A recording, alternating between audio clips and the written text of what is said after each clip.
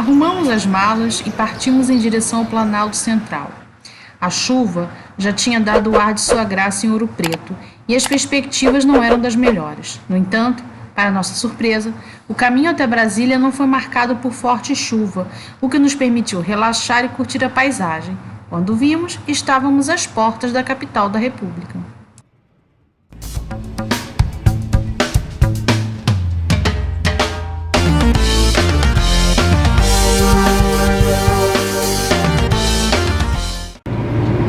Acabamos de atravessar o limite dos municípios, Valparaíso e Brasília. Então já estamos a caminho do nosso destino aqui nessa nossa expedição pelo Brasil Central.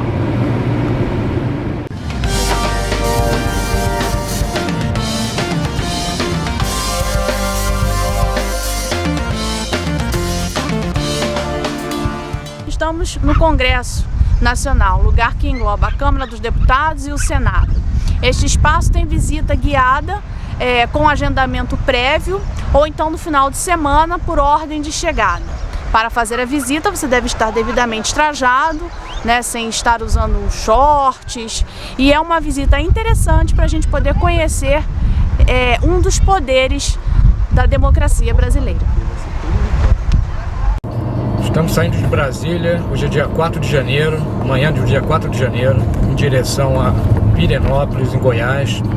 Esse é o ponto mais distante da nossa viagem, dessa expedição pelo Brasil Central. Quando chegarmos em Pirenópolis, estaremos o mais distante possível da nossa casa no Rio de Janeiro.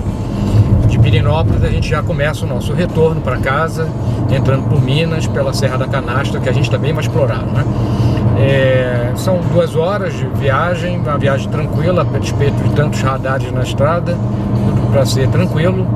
Uma curiosidade é que a gente está no 9º dia da nossa viagem, e desses 9 dias, um pouquinho mais de um dia a gente já passou dentro do carro, São 26 horas dentro do carro dirigindo, e percorremos mais de 1.500 quilômetros aí pelo interior desse país imenso, parte do interior, Então é isso, vamos em frente.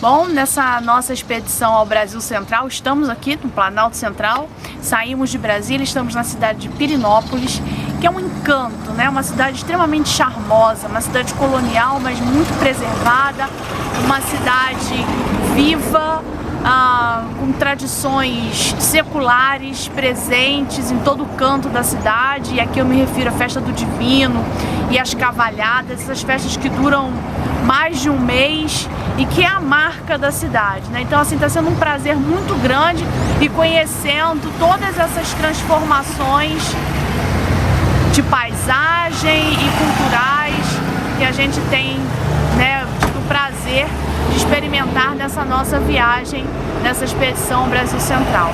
Conheça com a gente um pouquinho mais de Pirenópolis. Pirenópolis nos surpreendeu demais. Cada dia que passamos por lá valeu a pena. Quem pensa que é só mais uma cidade com um núcleo histórico pequeno, mais ou menos preservado, está enganado. A cidade é ela toda o núcleo histórico e muito bem cuidada. Há uma boa quantidade de atrações por lá. Destaque para os cafés e restaurantes que dão, sem trocadilhos, um sabor especial à cidade. Bom dia, são 9 horas, estamos saindo de Pirenópolis. Foram dias bem interessantes nessa cidade, adoramos, foi uma surpresa. Tivemos sorte até porque a previsão era de muita chuva e de fato choveu, mas nos dias que a gente mais circulou na cidade a gente foi poupado da chuva, Agora a gente está a caminho da cidade do Uberlândia. passar pela capital do estado de Goiás, Goiânia. Uma viagem longa, são 6 horas na estrada, talvez dure mais porque há previsão de chuva forte pelo caminho. E a gente vai devagar, com a cautela máxima, né? É isso.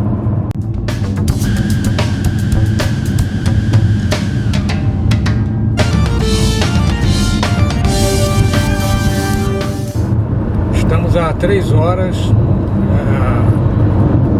a estrada está muito ruim, uma estrada com concessão, né?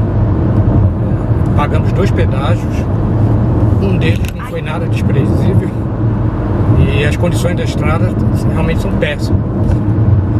Uma coisa, o poder público tem que fazer seu trabalho de fiscalizar esse trecho aqui, que vai propriamente de Goiânia, né, a partir de Goiânia um pouco mais, as condições da estrada ficaram muito ruins. Vamos atravessar agora, depois de, sei lá, umas 4 horas, a divisa entre Goiás e Minas.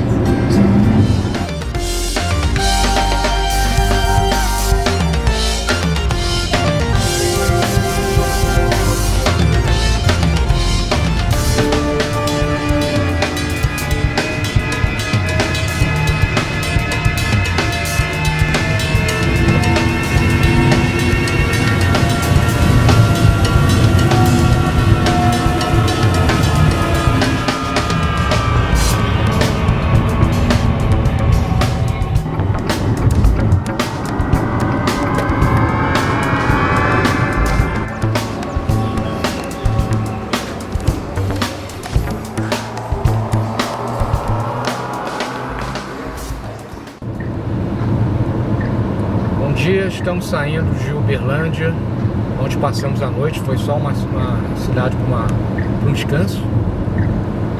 Estamos agora em direção a São Roque de Minas, portão de entrada, Parque Nacional da Canastra. Para não variar, está chovendo muito em Minas, né?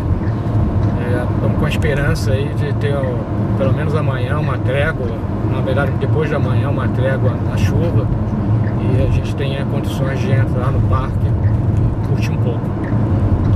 As estradas mineiras são conhecidas pela baixa qualidade, essa aqui não é diferente, muito buraco, tem que dirigir com muito cuidado. Mas vamos em frente.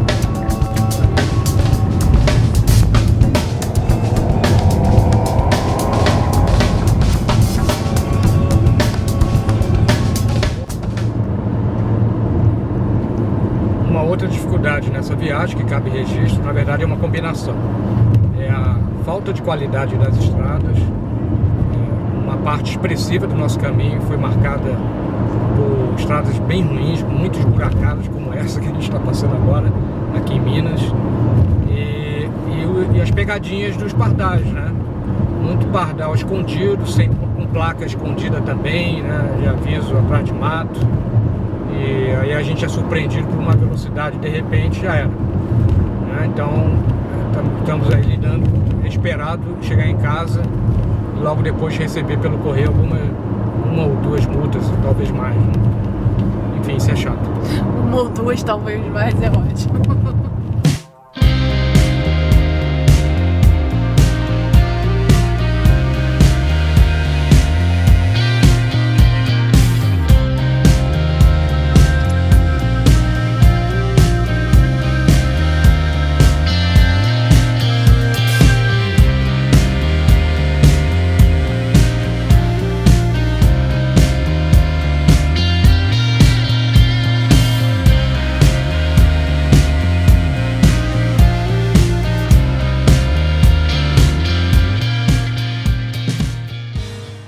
A partir de Itapira, enfrentaríamos uma estrada com muita lama até São Roque de Minas.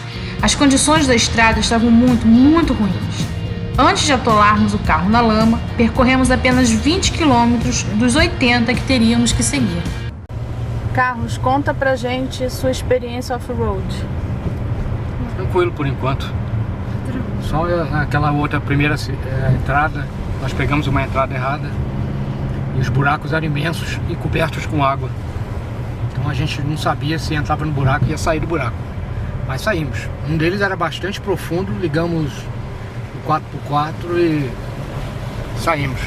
Essa estrada tá chovendo muito, tá bem ruim, é uma estrada de terra, mas dá para rodar com qualquer veículo aqui.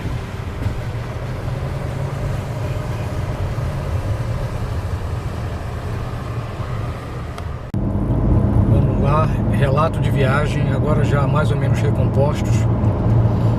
Nós iríamos para São Roque de Minas, por uma cidade chamada Tapira, né?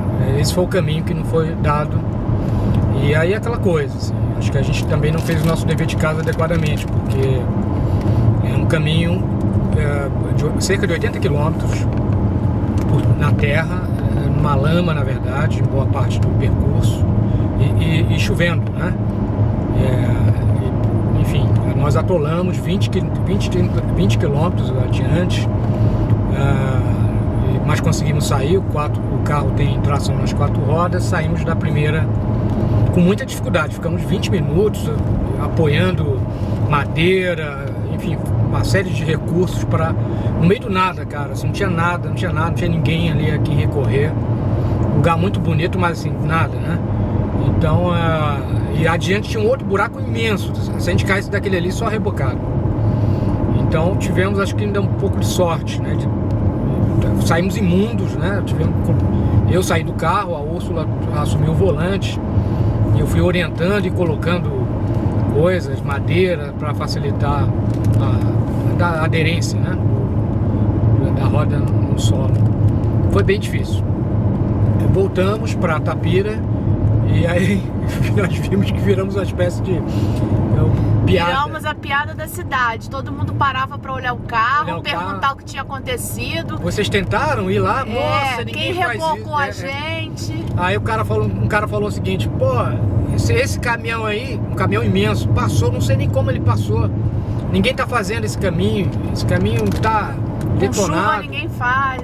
Enfim, bancamos um mané lá, isso tudo num posto de gasolina, né? Reabastecemos o carro ao som de Barões da Pisadinha. Enfim, o posto de gasolina é tipo uma atração, boate, né? Também. Porque tinham luzes, alto-falantes e tal. Espetáculo. O som alto mal dava pra gente conversar, né? Entender o mineirês, né? E aí ficamos lá, nos lavamos, né? Minha bota tava empanturrada de lama. Limpei um pouco, o carro tá muito sujo. O carro ficou curioso, porque o carro tá pura lama, né? E as pessoas foram se chegando. Ai, cara, muito engraçado. Mas chegando também curioso, rindo, mas também pra ajuda, né? Um cara perguntou se a gente queria ir pra uma cidade próxima aqui. Enfim, agora a gente vai dar uma volta enorme pra tentar chegar lá. E é isso, gente.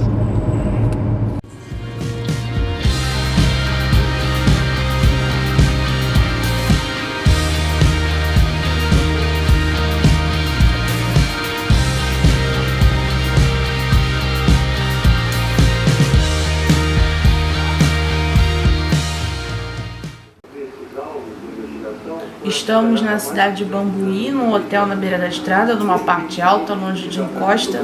Ontem a gente pegou a estrada e a BR-354 e vimos deslizamento de encosta, parte da estrada cedendo, a água do rio chegando no nível da ponte, pastos alagados. Passamos perto da cidade de Córrego d'Anta, que teve um alagamento. E aí estamos aqui aguardando para ver como é que fica a situação para poder sair. Agora o que espanta é que caminhão não para. É uma coisa assim muito doida. Estamos aqui.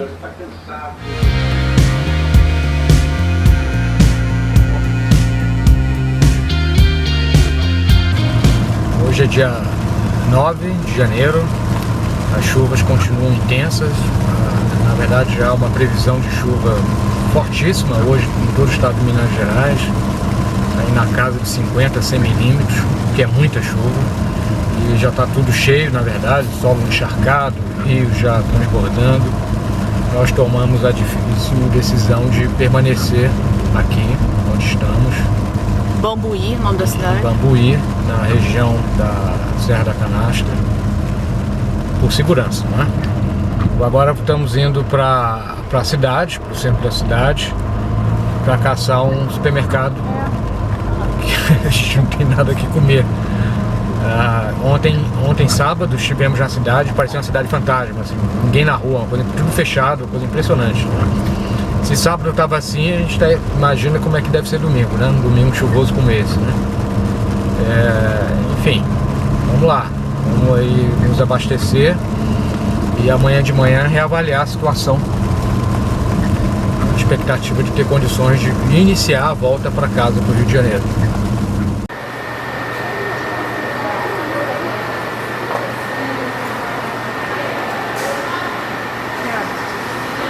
E aí, Urso? O preço é bom? O queijo tá barato, né? Mas é queijo canastra? Se a gente compra um queijo na Serra da Canastra, ele é canastra. Eu vou chamar ele de canastra pra sempre. Entendeu? A gente pode até comprar um queijo prato aqui, que ele vai ser um queijo canastra. Ele vai ser canastra, entendeu? É uma boa teoria. É igual em Minas Gerais, todo restaurante mineiro, de comida mineira, tá em Minas.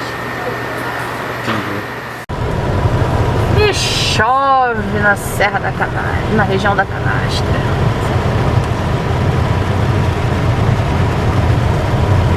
Já estamos fazendo amigos locais.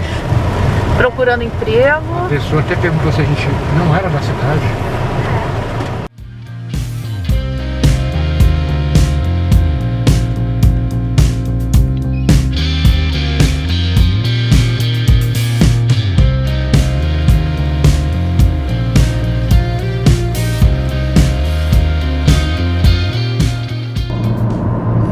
Olá, hoje é dia 10 de janeiro, são 6h50 da manhã. A gente está finalmente saindo de Bambuí, depois de 2 noites não programadas nesse município. E a nossa ambição é chegar na nossa casa no Rio de Janeiro. São mais de 600 quilômetros. A gente monitorou, desde ontem a gente está monitorando as condições das estradas e o que tudo indica, a gente deve conseguir em segurança. Ontem choveu o dia inteiro ainda, mas a chuva parece que foi em menor volume nessa parte de Minas Gerais, né? A parte mais para cima, mais próximo de Goiás, ainda está em situação muito crítica, né? Eu acho que a Úrsula pode até dar algumas dicas interessantes, né? A gente faz uso do Google Maps, né? Ele está integrado ao sistema de navegação do nosso carro. Mas ele, né, tem uma série de episódios que a gente vai mostrando aí ao longo da viagem que ele funciona bem, mas nem tanto, né? Muitas vezes ele nos encaminhava para estradas secundárias, sem asfalto, e a gente passou alguma dificuldade em uma delas, pelo menos, né? Está relatado nesse vídeo. E aí, o que a gente começou a pesquisar, né? Eu acho que quando você for pegar a estrada, né, em situações, sobretudo dessas mais críticas que a gente está vivendo, vale a pena fazer o uso do Twitter, né? O Twitter é um recurso bem legal. A Polícia Rodoviária Federal e a Polícia Militar Rodoviária do Estado de Minas Gerais tem suas contas no Twitter e mantém essas contas bem atualizadas, inclusive oferecendo mapas, né? E isso nos ajudou bastante a tomar essa decisão, né? Não só a decisão de sair, né, em direção à nossa casa, mas também, sobretudo, do percurso que a gente vai fazer, né? Alguma coisa a completar, Úrsula? Falando ainda de rede social, a concessionária 040 também tem, então ela também está atualizando. Tem uma área que está interditada por conta de uma barragem de uma mineradora, então a gente vê na televisão assim, BR-040 interditada, aí já fica com medo. Mas aí a gente vai olhar que é só uma área, então onde a gente vai passar tá ok, né? Então a coisa assim, além da cautela na estrada, ficar monitorando as redes sociais, né? Defesa Civil, polícia, bombeiro e das concessionárias.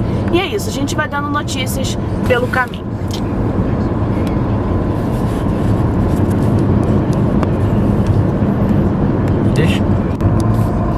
Bom, a viagem não está terminando do jeito que a gente gostaria, né? A gente não programou naturalmente esse perrengue todo.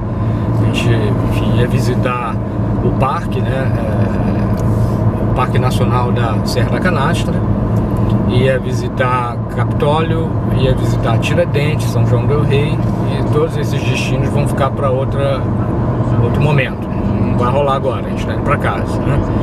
Mas é isso, assim, a gente tem 10 anos de estrada, né, de viagem juntos, e 10 anos de estrada viajando de maneira intensiva, uma hora da merda, né, uma hora da perrengue, né? A gente tem uns perrengues curiosos, né, assim, não com o nível de... Esse tá um pouco trágico demais do nosso gosto, né? Mas a gente tem umas coisas engraçadas para contar ao longo desses 10 anos, né? Quando a Laura tinha 3 anos de idade, a gente estava em Paris, a Laura no nosso colo, é claro, estava ventando muito, a gente à beira do Rio Sena, o carrinho de bebê da Laura caiu no Rio Sena e a gente teve que correr e pegamos ele foi boiando assim, a gente pegou depois, mais adiante, como se nada tivesse acontecido, tiramos o carrinho e secamos, e esse carrinho de bebê, por si só, é um capítulo à parte da nossa vida de viajantes, né? No ano seguinte, esse foi um episódio trágico, a Laura fraturou a tíbia em Londres, pulou de uma cama e a gente foi parar no Serviço Nacional de Saúde inglês. E a viagem continuou, mas ela ganhou outros contornos, né? E agora esse capítulo, né? A viagem também foi interrompida, né? Por conta dessa situação climática adversa que não só em Minas, mas em boa parte do país, né? São histórias, né? Claro que isso não é bom, mas no final das contas vira história, e quando o desfecho é bom, digamos assim, né? Ninguém sai machucado, né? Ou se recupera, né? Como foi o caso de Londres, a gente até acha graça em algum momento, né? Faz parte do currículo de um viajante crônico. E é isso, pessoal, a gente também tem que saber a hora de parar, para depois continuar.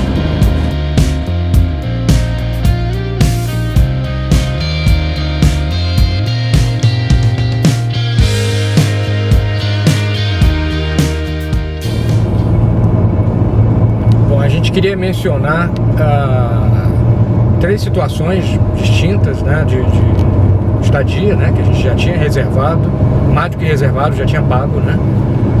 A primeira delas seria em São Roque, né.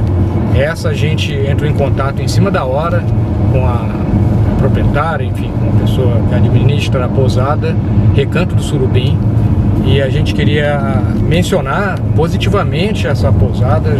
Já não havia contratualmente condições de cancelamento, né? Mas essa pessoa se mostrou sensível à situação, ela própria disse que não havia condições de a gente chegar lá e que, portanto, ia fazer todo o esforço para cancelamento, e assim procedeu. A gente, na verdade, nem pediu o dinheiro de volta, a gente queria negociar o crédito, né? Na pousada, e aí ela imediatamente falou assim: não, eu devolvo o dinheiro, e ela se organizou lá junto ao Booking, de maneira que eu recebi uma mensagem do Booking que o dinheiro seria estornado, né, no meu cartão. E isso, veja, não havia, ela podia não ter feito nada, né? Então eu acho que isso revela uma coisa muito positiva para quem trabalha com uma pousada e hospeda pessoas, né? O respeito com os hóspedes, né? Ela se mostrou sensível à situação muito delicada, né? Que fugia a nossa capacidade de resolver o problema, né? Então muito legal.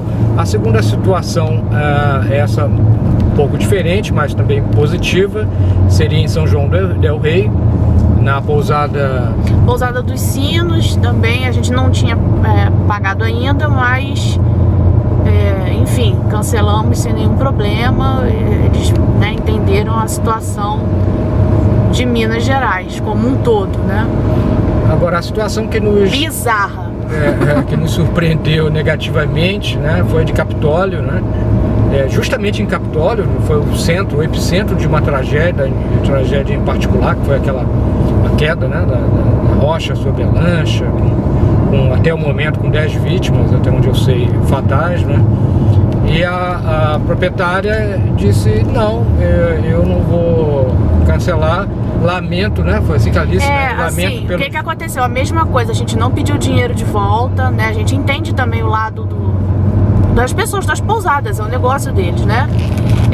E aí a gente pediu assim, se podia ter crédito para uma próxima oportunidade, e ela ela falou que não ia fazer isso porque não teria mais tempo de cancelar. Para isso existe a política de cancelamento do Booking, porque as pessoas vão querer ir para Capitólio. Quase que eu falei para ela assim, mas como nessa chuva, né? Inclusive ela disse que outras pessoas estavam ligando para lá por causa das chuvas, e ela não ia, que ela lamentava que é assim mesmo. Para isso existe a política de cancelamento.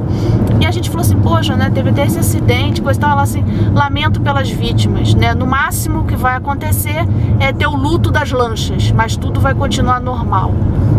Enfim, né? Eu acho que de fato ela não tinha obrigação nenhuma de devolver dinheiro ou ter crédito, mas é uma situação muito diferente, né? Ela disse assim, se fosse um outro motivo, a gente podia até ver, mas por causa das chuvas, gente, há 30 anos não chove nesse lugar como tá chovendo agora, né? É uma espécie de negacionismo, né? Tá na moda ser negacionista, né? É como se ela dissesse que não tá acontecendo tragédia nenhuma. Não, isso é normal. Me chocou ela falar que no máximo um luto das lanchas. Falei, caramba, cara, assim, mais chocante do que não negociar foi a forma como a pessoa conduziu, né?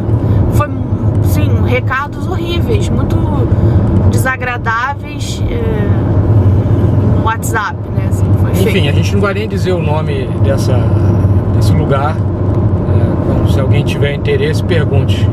A gente responde, mas não vou nem comentar aqui. Enfim, mas